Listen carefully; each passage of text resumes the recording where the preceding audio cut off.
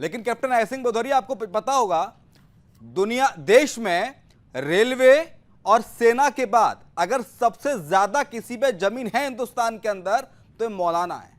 मदरसों के नाम पर, दरगाहों के नाम पर, मस्जिदों के नाम पर किस तरह से लैंड जिहाद इन्होंने इस देश में अंजाम दिया है और करोड़ों एकड़ जमीन को इन्होंने कब्जाया हुआ है। कैप्टन अजय सिंह भदौरिया करोड़ों एकड़ जमीन घोटाला कर रहे हैं और ऊपर से छात्रवृत्ति के नाम पे करोड़ों रुपए डकार गए और पता नहीं क्या क्या और डकारने वाले हैं। ये इन पे आखिरकार लगाम कैसे लगेगी?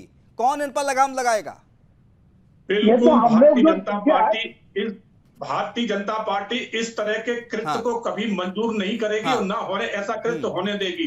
दुर्भाग्य हमारे देश का ये रहा कि जो हमारा देश आजाद हुआ तो हमारे देश में एक ऐसा प्रधानमंत्री बना कि जिसको उसके मंत्रिमंडल ने नहीं चुना था। 15 सदस्य थे प्रधानमंत्री चुनने की, उसमें 15 वोट में 12 वोट सरदार वल्लभ भाई पटेल को मिले थे और 3 वोट नोटा में गए थे, वो नहीं किसी को नहीं देना चाहते थे। और उसके बाद भी जवाहरलाल नेहरू को प्रधानमंत्री बनाया गया तो नींव उसी दिन से गिर जाती है हमारे देश को बर्बाद करने की।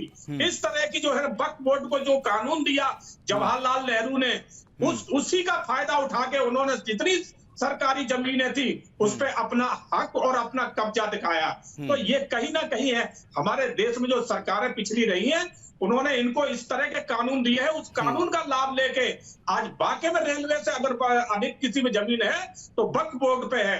वक्फ इस तरह के इनको जो है ना अधिकार है कि ये किसी की जमीन को कहते हमारी है और फिर आप कोर्ट में लड़ते रहिए। इनको तो अधिकार है उस बात का अपनी कहने का और ये ले लेंगे। तो ये कानून की कहां जरूरत थी? मगर देश को बर्बाद करने में कांग्रेस पार्टी नेहरू से शुरू हुई है और आज दिन तक सोनिया गांधी तक कांग्रेस उसी रास्ते पे चल रही है। तो मैं तो यही कहूंगा देश को कि देश बहुत पहले ही बर्बाद हो चुका है। अब कांग्रेस से बचिए। ये कांग्रेस आपके देश को बर्बाद करती रही है और आगे भी कर देगी। कांग्रेस का देश से और देश की जनता से और राष्ट्र से कोई लेना देना नहीं है।